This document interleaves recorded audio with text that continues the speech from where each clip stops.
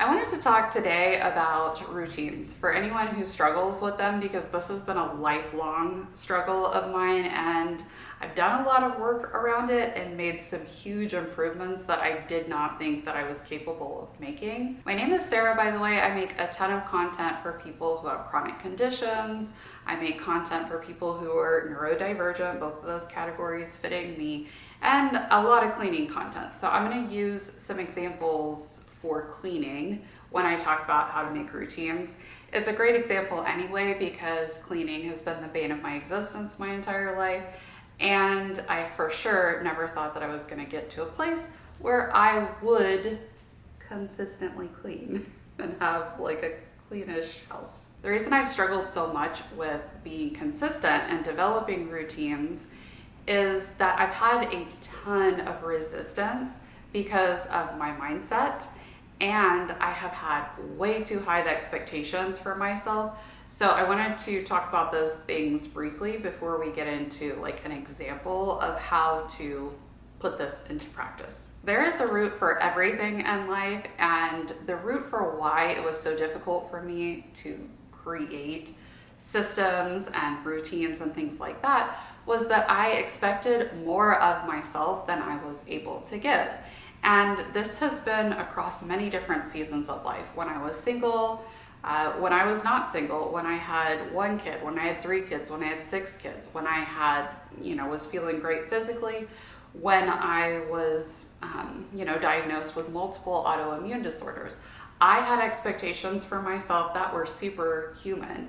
And because I never met those expectations, I developed a narrative in my mind that I was a failure, that I was not competent at life, or definitely not being an adult. So I didn't think I could do anything, and I didn't even want to, because I had such animosity towards doing these different tasks. And what ended up happening is I would expect, for instance, we're going to do a cleaning example. I would expect my house to be clean all the time. The expectation was there. Was that happening? No, in fact, the complete opposite. And it was pretty toxic, because I would do this thing where I expected perfection, but I knew I didn't have the time or energy to do that. So I would just let things build up and build up and build up instead of doing little things here and there, because I was trying to get to a place where I could knock everything out and get to a clean slate and just start over, and then I'll have like really good routines and systems.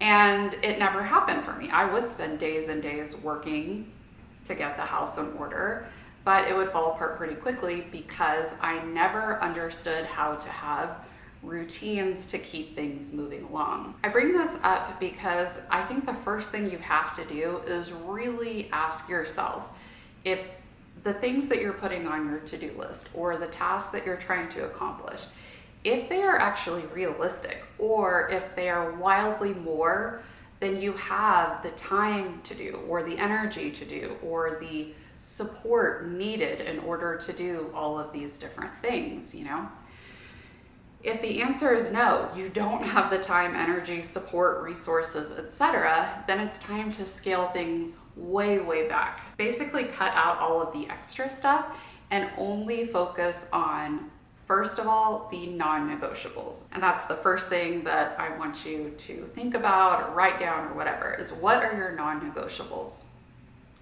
We're just gonna do the box of cleaning. We could do this with every aspect of life, but just with cleaning.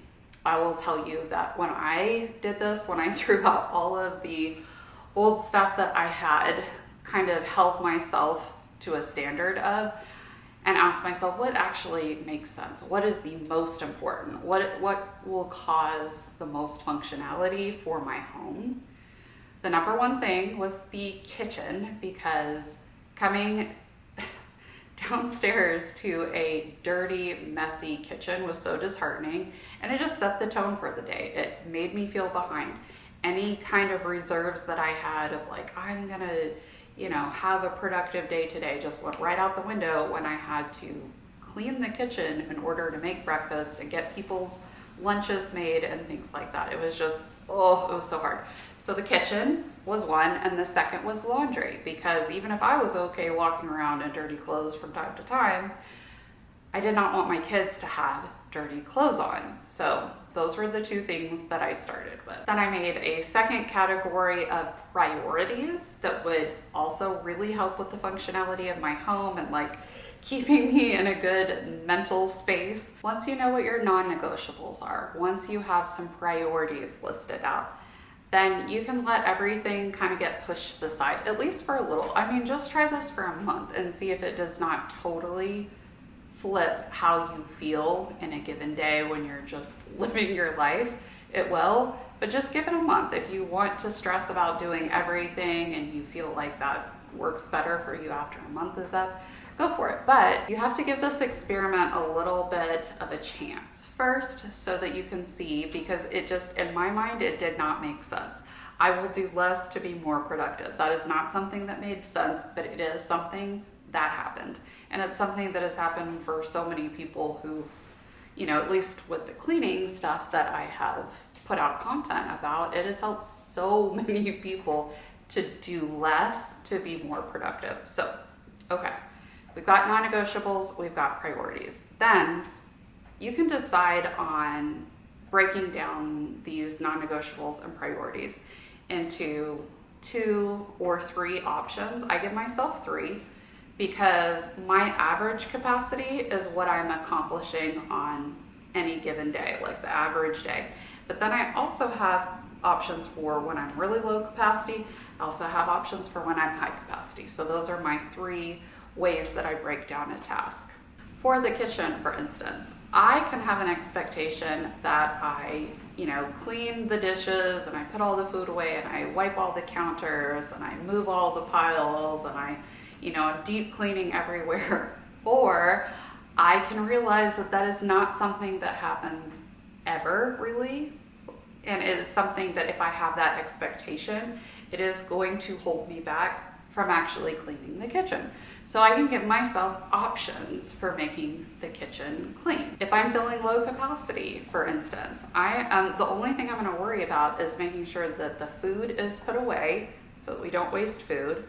And I'm gonna make sure that the dishes are cleaned so that the next day we have dishes, because we do not have cups and dishes to the point where I can go even 24 hours without washing them because of how many people are in our home. If I'm feeling more average capacity, I'll do those 2 things, but I will also add in cleaning off all of the counters, wiping everything down really well. If I'm at high capacity, I'm gonna add in a couple of other kitchen type things. Maybe I'll move a couple of items to clean behind them, or if there are piles on my counters, maybe I'll, move them and put them away. It makes it so that cleaning the kitchen, which is my non-negotiable, is approachable. It's something that I can actually get done, no matter how I'm feeling. Let's talk about laundry too, because that is another big one. There are 7 people that my husband and I are doing laundry for, and that means that every day I have to be doing, or he has to be doing, at least 1 load of laundry.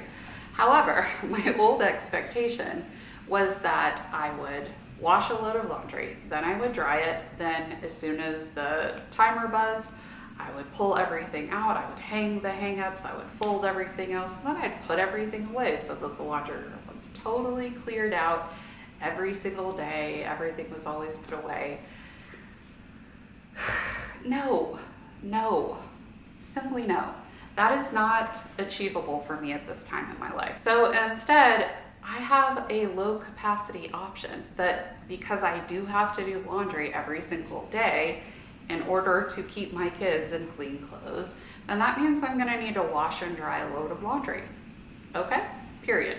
I don't have to do anything else past that point. The stuff can either live in the dryer, or if I need to do another load of laundry, what I like to do is I'll just take things out that are hang-ups and just kind of like lay them out, but I'm not going to touch them. I'm just quickly laying them out so that they don't get really wrinkly, and everything else can just go in a clean clothes pile, and I'll fold it when I get to it. If I'm at average or high capacity, I can add on either the loads of laundry that I'm doing, or I can actually put stuff away, or gather hangers, all the millions of little things that you just don't think about, but that do require time and energy. I'll give one more example using the bathrooms, because there are plenty of tasks that do require a more consistent maintenance, but also have other elements to them, like deep cleaning or decluttering or organizing. The bathroom is one of those things. I decided that maintenance stuff was gonna happen every week. I was going to do things like wiping down the counters, cleaning the toilet, cleaning the sinks out, that kind of deal. That in my mind is like a maintenance thing. It has to happen with a little bit more regularity. And again, I give myself options so that if I'm feeling really bad, I can simply come through, do 5 minutes work on the bathroom, and then it doesn't build up. And then I don't end up in a place where the bathroom is completely filthy, and then I have, it becomes a much bigger task. Typically, there are times, there are weeks that I skip it because I'm just completely overwhelmed with different life stuff going on, or pain, or what have you. But typically, I don't. I'm able to at least just get a little bit done. If I'm feeling better, I'll do more. Anything that I do, though, is less that I have to do later. Then I have more deep cleaning, decluttering, organizing tasks that I choose to do on a monthly basis. And I've broken that down too, so that I'm not trying to do it all at once. I don't have time like that. And I really don't want to spend that much time cleaning in the first place. So I have it kind of broken down, maintenance and deep cleaning.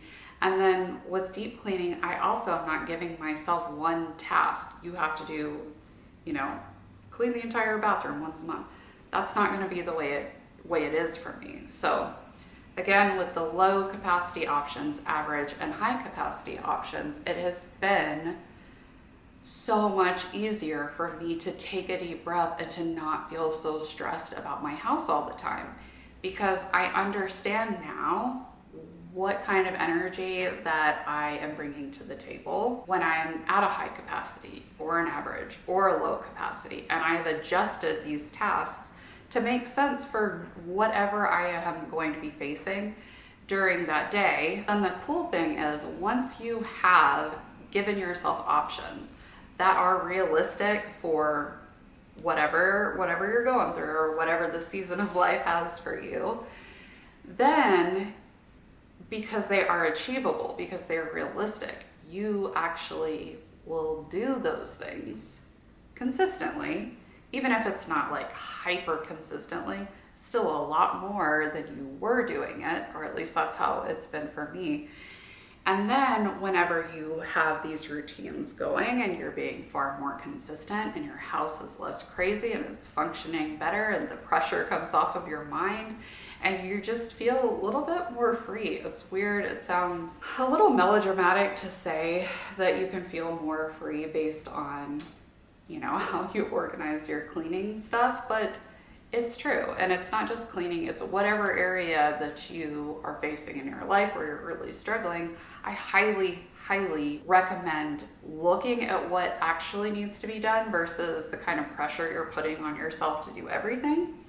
And then once you decide what really needs to be done, non-negotiables and such, and priorities, then just break it down. Whether this is exercise, whether it's food related, give yourself options so that you can reach for something and accomplish something and make a little bit of progress, even if it's a little bit, because it will make sense to your brain. It will change the narrative in your brain. It will become something, from something that was like, I'm the worst, I can't do anything, I'm always trying to do this and it never works out. It changes from that to like, oh, hey, look what you just did. That didn't take that long after all. Oh, that wasn't so bad. Oh, I can do that, no problem. And the next time you're doing that task, you have just like a little bit less resistance to it each time, until your brain is not actively fighting you about doing things that need to happen in your life. You know what I mean? I hope this is a practice that really helps you to just be able to breathe more and treat yourself with more kindness and understanding. It matters the way you treat yourself. It matters what you expect of yourself. Obviously, we cannot throw all of our responsibilities out because we have a lot of low capacity days, but we can make it real easy for ourselves, or easier, to do things that have to get done anyway. And giving yourself that compassion and understanding, it just does. It makes a big difference in how you feel mentally. It makes a big difference in how you're functioning in your life. And we deserve that. We deserve that, as much of it as we can get. So I keep working on this journey. I keep trying. I probably will for a long time. Keep trying to tweak things so that I can be a person who does not stress at all about things that are not significant, but that still need to get done. So anyway, I hope that helps, and I will talk to you next time.